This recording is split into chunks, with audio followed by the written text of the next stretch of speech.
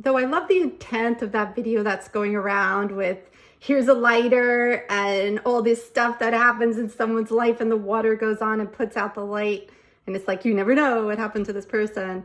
I would just say the light does not go out. So the light is always, always there. And then based on even what our biological spacesuit is encoded with for us at birth, or epigenetics, we know now, what happened to our ancestors, it affects and information's wrapped around the DNA. So that stuff, whether it's because of what is epigenetically programmed, our genetics, our experiences, etc., it's blocking out the light in some cases, right? And so our light is still 100% perfect, but if things get blocked out.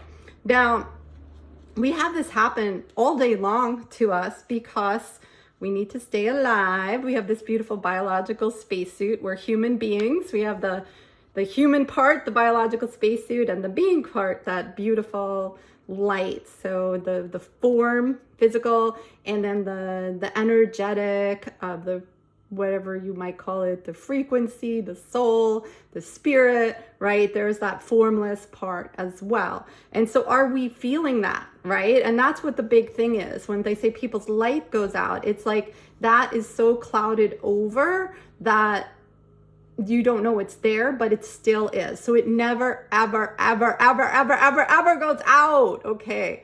But even during the day, if I'm sitting here and I'm just like, woohoo, I just made some Daya fake mac and cheese and it was good.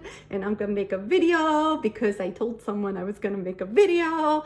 And then suddenly, like in those Tom and Jerry cartoons, boom, a big old piano falls through the ceiling. And now my biological spacesuit's going to helpfully shift modes for me. So there's 3 main physiological states. I always talk about polyvagal theory. Deb Dana has awesome resources and talks about where am I on the ladder. It's beautiful stuff. Then, of course, beyond those 3 main states, there's blended states. There's a lot of science to it. But because a lot of times people are stressed out and they don't want to hear the science, I call them the feather modes. So when you're in the green feather mode, it's like a bird sighing with these soaring. My kids make so much fun of me with my pronunciation. A bird is soaring, it's flocking, it's trying to discover new things. And so that's the state we want to be in as much as possible. They call it the social engagement system, and it affects the emotional range we could have. It affects our story about the world. So we're connected, we're compassionate, we're creative. People who are managers, you want your team here, right? In the green featherometer mode. And it's where we're thriving. And also for the biological spacesuit, it means that my smarty pants brain is getting oxygen. It means my digestive system's turned on, my immune system's turned on, my reproductive system's turned on, because it's safe, right? So now I'm in the safe mode. I'm connected, and I'm also receptive, like to my own ideas, to the ideas of others, and even connected to the superconscious, like the bigger. We want people to be innovative. We want people to be inspired at work.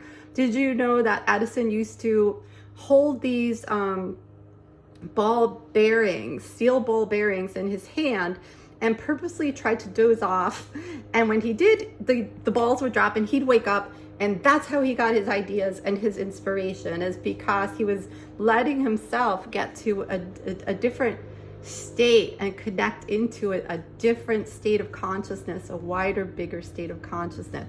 So it might be like, what is this person talking about with biological spacesuits and the diamonds and stuff and featherometers?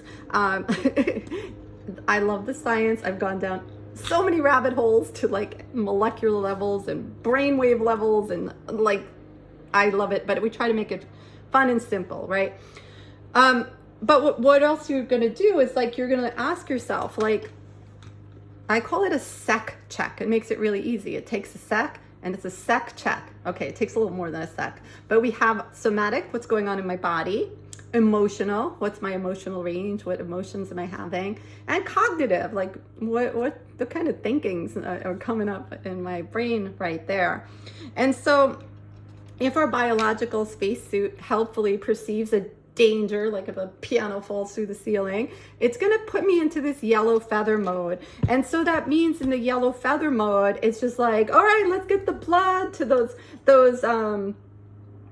big muscles, and we're going to have these really heavy emotions. There's a gravity to the negative emotions, a heaviness to them, and negativity. The one negative clings to another, like kind of really like Velcro, they say. And so we kind of are now in this position where, because we want to live to see another day, so it's truly helpful, we're blocking that light, okay? But that's great if I run away from the piano and I live to see another day. The idea is the suit gets back to green, the safety mode, right? And so I get back there, notice I'm still having emotions, I still have a little ego, a little earth guide only to guide my way, and another earth guide only. And the idea is to have this harmony between these little guys over here, and to really have them led by spirit. And so that's possible. I was trained with Amen when I was doing my brain health certification. Kill the ants, automatic negative thoughts. And they'd say, you can't get rid of your thoughts. You can't control your thoughts. But if you get to know these little earth guide onlys, you could have a harmonious team, a harmonious squad in there, okay? And getting to green, because state precedes story. So if the state you're in precedes your story about the world, and it also determines which biological systems are turned on or off. So SEC check, somatic, emotional, and cognitive, what's going on.